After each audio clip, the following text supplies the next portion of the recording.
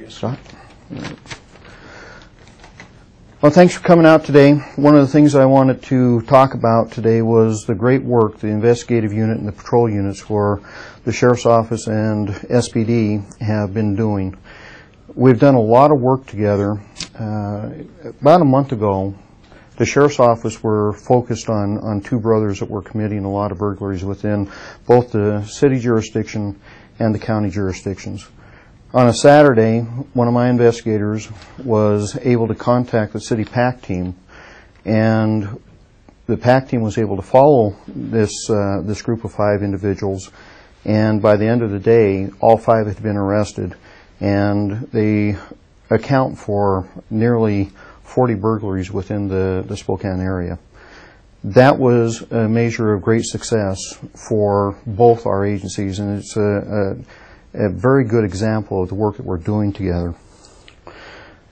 For the last month, when you compare March's burglary rate in Spokane County, the unincorporated area of the valley, and all jurisdictions that the Sheriff's Office polices, we've had a 22% decrease in burglaries within those areas. In the unincorporated area alone, we've had 26% decrease in the burglaries within the unincorporated areas of Spokane County. 50 individuals have been arrested for burglary or related trafficking or possession of stolen property crimes, and we have 4 more investigations in the queue ready to serve warrants on those individuals. One of the things I can't stress enough is the fact that it's citizens' information, citizens' tips that are making us very successful in bringing these people into custody and solving these burglaries. We need you to report your crimes. We need that type of information. Without you, we cannot be as successful as we are.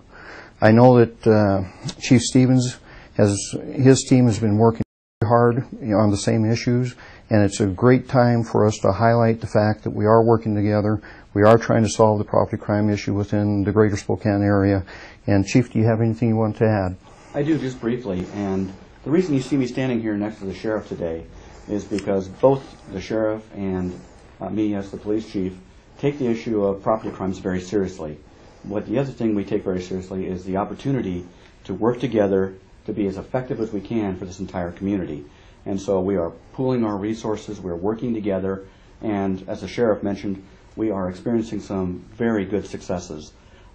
Major Frank Scalise is here from our SPD Patrol Division to just highlight just one case.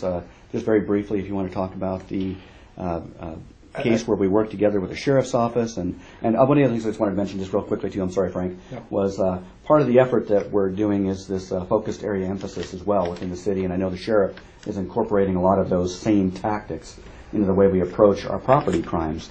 And we are seeing some success from it, and so we want to share that with the public. But we also want to share our continued commitment to make this a priority with both agencies.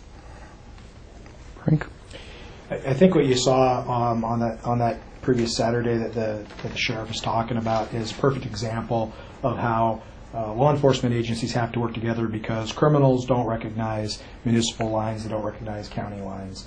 And what occurred in that situation was crime analysis was able to identify who was perpetrating these burglaries. The sheriff asked for some assistance to follow these individuals. They were in the city, they were in the county, they were in the city of Fairway Heights, and eventually were arrested along with 300 other individuals, like the sheriff mentioned. The beauty of it is that we had a resource, a patrol anti-crime team, which was flexible enough to assist the sheriff immediately, and crimes got solved that occurred in the city, they got solved that occurred in the county, and that kind of collaboration only benefits the citizens regardless of where you live. You know, one of the things that we need to highlight also is this isn't just a law enforcement effort. Deputy Prosecutor Shane Smith has been very committed in helping us make sure that the charges are filed in a timely manner on these individuals. Judge Annette Please is making sure that these individuals receive bonds commiserate with their crimes. When you break into somebody's home, you are really violating someone's safety. That's where you go to be safe. That is your safety blanket, if you will.